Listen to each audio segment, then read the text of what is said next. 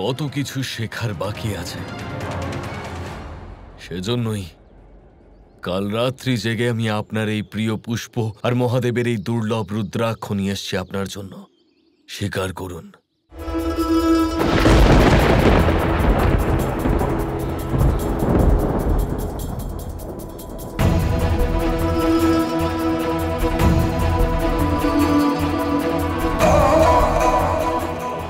আশ্চর্য আয়ান, এই রুদ্রাক্ষ খুব সুন্দর আর শক্তিশালীও। তুমি চাইলেই এটা নিজের মঙ্গলের জন্য ব্যবহার করতে পারতে, কিন্তু এটা আমায় দিয়ে আমাকে ঋণী করে দিলে। তাই জন্য আমি তোমাকে একটা বরদান দিতে চাই। বলো, কি বর চাও তুমি? তোমার মনের কি ইচ্ছা?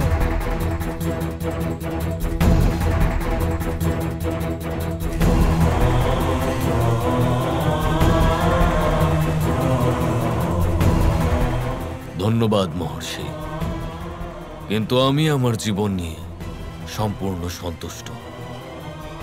আমার কিচ্ছু চাই না। আয়ান, আমি এটা চাই। আমি চাই যে তুমি আমার থেকে একটা বরদান নাও। আগে গুরুদেব।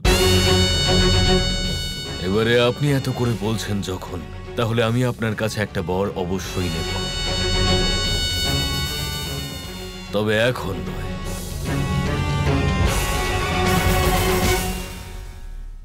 সময় হলে আমি নিজেই আপনার থেকে সেই বর চেয়ে নেব।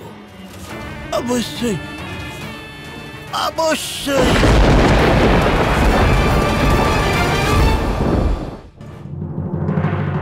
কানাই, কানাই, কানাই, কি করছো এসব? তুমি তো আমাকে কথা দিয়েছিলে যে তুমি আজ রাধার সাথে কথা বলবে, ওকে বোঝাবে। তুমি তো এখানে পশুদের খাবার খাওয়াচ্ছ। আরে হ্যাঁ, আমি তো ভুলেই গেছিলাম। ঠিক আছে, নিশ্চয়ই করব। আপনি এগিয়ে যান, আমি আসছি। কানাই, আমি দাদা হই তোমার, মূর্খ নই। চলো, সব জানি তোমার এই কারসাজি। চলো। আরে দাঁড়ান দাঁড়ান, এটা তোমার জন্য, এটা তোমার জন্য। চলো এই মুহূর্তে। মা, আমি বরদান পেয়ে গেছি। এই না হলে শুভ সমাচার।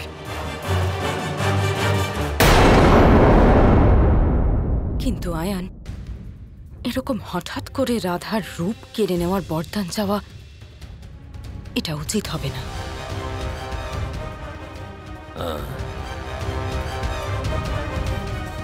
কিন্তু চিন্তা করো না মা, আমি ঋষি অষ্টবক্রকে সম্পূর্ণভাবে রাধার বিরুদ্ধে করে দেব।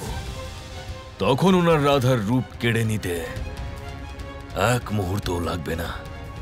কিন্তু একটা কথা মাথায় রেখো আয়ান, ওই ধূর্ত কৃষ্ণ, ও যেন আমাদের ষড়যন্ত্রের ব্যাপারে একটুও আঁচ না পায়। না হলে শেষ মুহূর্তে চলে আসবে আর আমাদের সমস্ত ষড়যন্ত্র পণ্ড করে দেবে।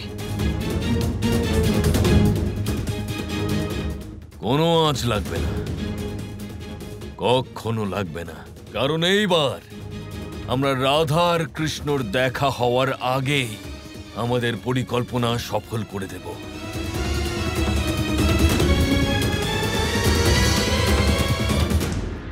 তাহলে শুভ কাজে আর দেরি কেন? তোমার বাবা রাধাকে নিয়ে অষ্টবক্রর কাছে এক্ষুনি পৌঁছে যাবে। যাওয়া যাক।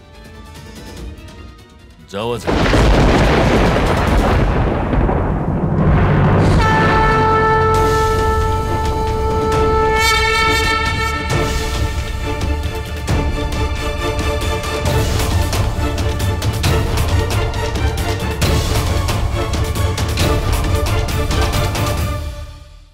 রাধা, ঋষি অষ্টবক্রের সেবা করতে যাচ্ছ তাই না?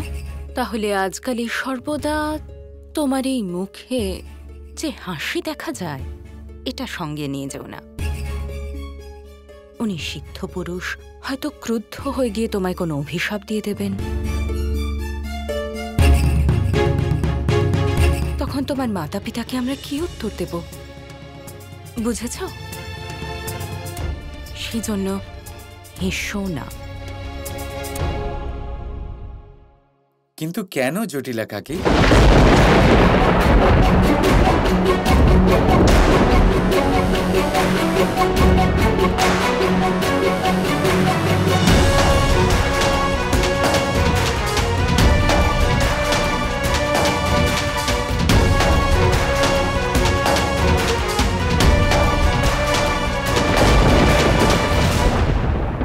এটা তো আমাদের নৈতিক অধিকার যে আমরা যখন ইচ্ছে যেখানে ইচ্ছে হাসতে পারি।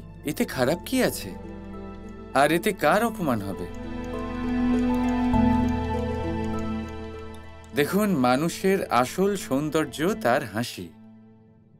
এইসব তুমি কি বলছো কৃষ্ণ?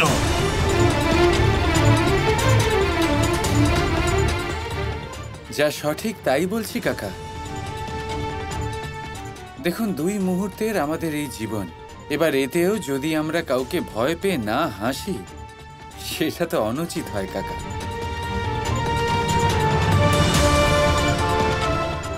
আমার মনে হয় না যে হাসলে বা খুশি থাকলে কারোর হৃদয়ে আঘাত পাবে। আমি আগেও যা বলেছি আজও তাই বলবো, আমরা যেরকম আমাদের সেরকমই থাকা উচিত। ঠিকই বলেছিলে তুমি বলরাম, যে তোমার ভাইয়েরও মতিভ্রষ্ট হয়েছে। তাড়াতাড়ি ওর চিকিৎসা করাও, এমন যাতে না হয় যে ঋষিমশাই ওকে পাষাণ করে দেন।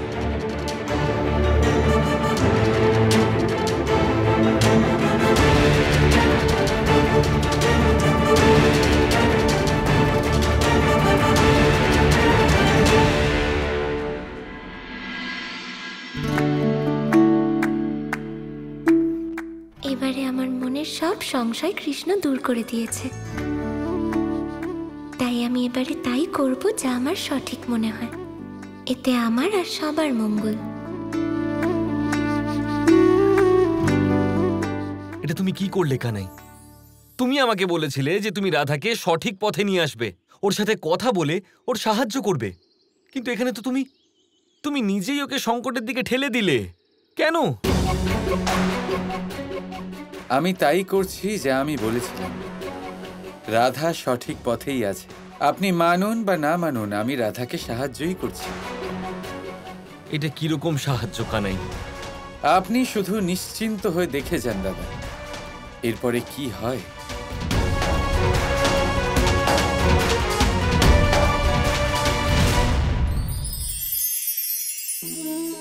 এই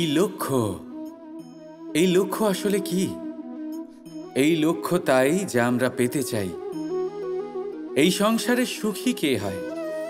সুখী সেই যে তার লক্ষ্য পেয়ে গেছে। দুঃখী কে হয়? দুঃখী সেই যে তার লক্ষ্য এখনো পায়নি। এবারে প্রশ্ন এখন এটাই যে লক্ষ্য সবাই পেতে চায়, লক্ষ্য পাওয়ার জন্য সবাই প্রাণপণ চেষ্টাও করে। তাহলে সবাই তাদের লক্ষ্যে পৌঁছতে পারে না কেন?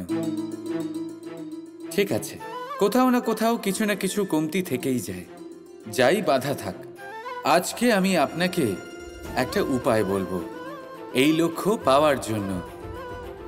একটা কাগজ নিন, তাতে একটা চিহ্ন বানান, সেটাই হবে আপনার লক্ষ্য। এবারে সেই লক্ষ্যে পৌঁছানোর একটা পথ বানান। এবারে এই যাত্রাকে ভিন্ন ভিন্ন ভাগে বিভাজন করে দিন। এবারে এটা হলো আপনার পরিকল্পনা। এবার এই পরিকল্পনা ক্রমানুসারে আপনি পালন করতে থাকুন। এটাই হবে আপনার চেষ্টা। এবার এইভাবে যদি আপনি চেষ্টা করতে থাকেন, যাই আপনার কল্পনা হোক না কেন, তা বাস্তব অবশ্যই হবে। তাহলে এই কল্পনাকে বাস্তবে রূপান্তরিত করুন। এইভাবেই নিজের পরিকল্পনা পালন করতে থাকুন। আপনার যাই কল্পনা থাকুক বা যাই লক্ষ্য থাকুক, তা বাস্তবে পরিণত হয়ে আপনার হাতে অবশ্যই আসবে। রাধা রাধা।